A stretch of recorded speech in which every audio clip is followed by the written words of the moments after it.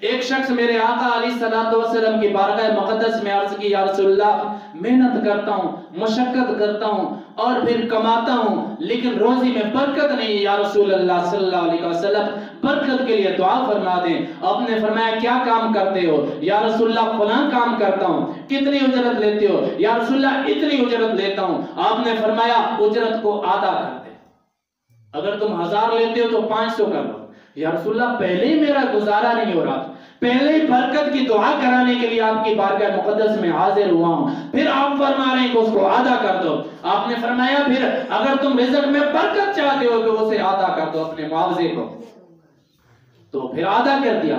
کچھ دنوں کے بعد میرے آقا علیہ الصلوۃ والسلام کی بارگاہ مقدس میں پیش یا رسول اللہ فرق محسوس ہو رہا ہے لیکن پھر بھی اتنا ہے۔ آپ نے فرمایا پھر اپنی اجرت کو اور کم کر دو، پھر اور کم کر دی۔ کئی عرصہ گزر گیا، عرصے کے بعد میرے آقا علیہ الصلوۃ والسلام کی بارگاہ اقدس میں حاضر ہوئے، بڑے خوش نظر آ رہے تھے، بڑے خوشحال نظر آ رہے تھے۔ یا رسول اللہ میں خوشحال ہوں، خدا کے عطا کرتے ہوئے رزق پر میں مطمئن ہوں، خدا نے اتنی برکت عطا کر دی کہ مجھے کبھی کبھی پریشانی نہیں۔ لیکن یا رسول اللہ سفر جو میں نے کیا، اتنا سفر کر کے آیا ہوں، آپ کی زیارت بھی کرنی ہے لیکن وہ راز بتائیں کہ جب میں فل اپنا معاوضہ اجرت لے رہا تھا، فرض کرو 1000 لے رہا تھا، 1000 میں خوشحال نہیں تھا، میں 300 400 میں خوشحال کیسے ہو گئے؟ یا رسول اللہ یہ راز بتائیں۔ آپ نے فرمایا کہ آپ کام 300 کا کر رہے تھے اور طلب ان سے 1000 کی کر رہے تھے۔ کام جو آپ 300 کا کر رہے تھے، جس طرح ہم کہتے ہیں فلانا جی 1500 مستری لیتا ہے، بھائی وہ 1500 کا کام کرتا ہوگا، اتنی اینٹیں لگا کے جاتا ہوگا تو وہ 1500 لیتا ہوگا۔ ایک مستری لگائے 2500 اینٹ، وہ لے 1500، دوسرا مستری دیہڑی میں لگائے 1000 اینٹ، وہ کہے مستری کی دیہڑی 1500، مزدور میری اجرت بھی 1500 بنتی ہے تو دے دے گا، لیکن اس کی روزی میں پھر اسی لیے برکت نہیں ہوتی ہے، وہ کام اتنا نہیں کرتا انسان۔ جب جتنا تم نے محنت و مشقت کی، تم اتنی اجرت لے کے دیکھو خدا تمہاری روزی میں برکت کیسے عطا کرتا ہے۔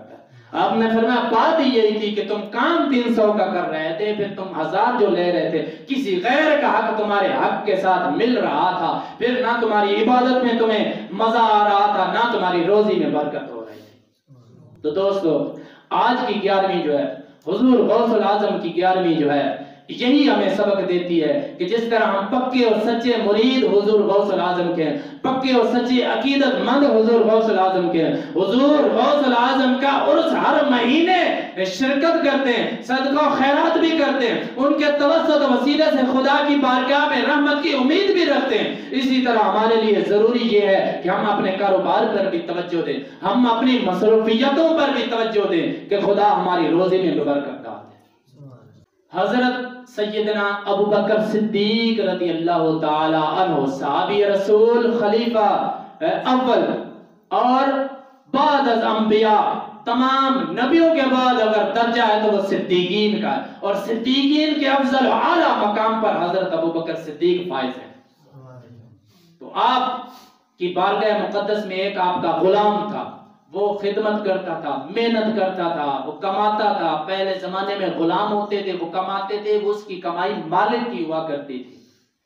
تو ایک دن وہ غلام کچھ بازار سے لے کر آیا، حضرت ابو بکر صدیق رضی اللہ تعالیٰ عنہ کی بارگاہ مقدس میں پیش کی، آپ نے وہ کھا لی تو پھر وہ بارگاہ صدیقیت میں عرض کرنے لگا غلام کہ یا امیر المومنین، یا خلیفہ تو رسول اللہ صلی اللہ علیہ وآلہ وسلم، آپ نے آج پوچھا نہیں کہ یہ میں کہاں سے لایا ہوں؟ آپ نے آج پوچھا نہیں کہ یہ میں چیز کہاں سے لایا ہوں؟ آپ نے فرمایا بتا تو صحیح یہ چیز تو کہاں سے لایا ہے؟ آپ کے غلام نے عرض کی کہ یا خلیفہ تو رسول اللہ، زمانہ اسلام سے پہلے کی بات ہے، اب تو میں مسلمان ہو گیا ہوں، زمانہ اسلام سے پہلے کی بات ہے، میں کہانت کیا کرتا تھا، جس طرح بندے تکے لگا دیتے ہیں، تیرے ساتھ یہ ہوگا وہ ہوگا، ایسا ہو جائے گا ایسا ہو جائے گا، سچ ہوگی تو بلے بلے جی میری بات ہو گئی، میں نے صحیح بتا دیا، جھوٹ ہوا تو پھر کوئی بہانے بنا دیے۔ تو ایسے میں کیا کرتا تھا، میں نے کسی شخص کو کوئی کام کہا تھا کہ فلاں تیرا کام ہو جائے گا، اس شخص کا وہ کام آج ہوا ہے، میں نے اسے پیشن گوئی دی تھی کہ فلاں تیرا کام فلاں وقت میں ہوگا، آج اس کا وہ کام ہوا ہے، اور اس کی وہ مٹھائی لے کر میرے پاس آیا ہے، میں وہ مٹھائی لے کر آپ کی بارگاہ مقدس میں پیش آؤں۔ یہ جو آپ نے تناول فرمایا ہے، یعنی یہ میری محنت تو ہے، میری مشقت تو ہے، لیکن یہ زمانہ اسلام کی نہیں، زمانہ اسلام سے پہلے کی تھی، اور یہ اس محنت کی ہے جس کو اسلام حلال نہیں فرماتا، اسلام منع فرماتا ہے۔ جس کام کے لیے ہمارا دین ہمیں منع فرمایا وہ ہمارے لیے جائز و حلال نہیں ہے۔ جب یہ بات سنی حضرت ابوبکر صدیق رضی اللہ تعالی عنہ نے، تو آپ نے اپنے گلے میں انگلی ڈالی اور کہے کی جو کچھ کھایا تھا سارا باہر نکال دیا، یہ ہے تقوی۔ ہم نے کبھی ایسا کیا؟ اور خیر اللہ بخشے سی آپ پہ، اگر تو خدا وحدہ لا شریک دی بارگاہ سے دعا کر سن، ایسی بات ہے خدا معاف فرمانے والا ہے، وہ تھا تقوی۔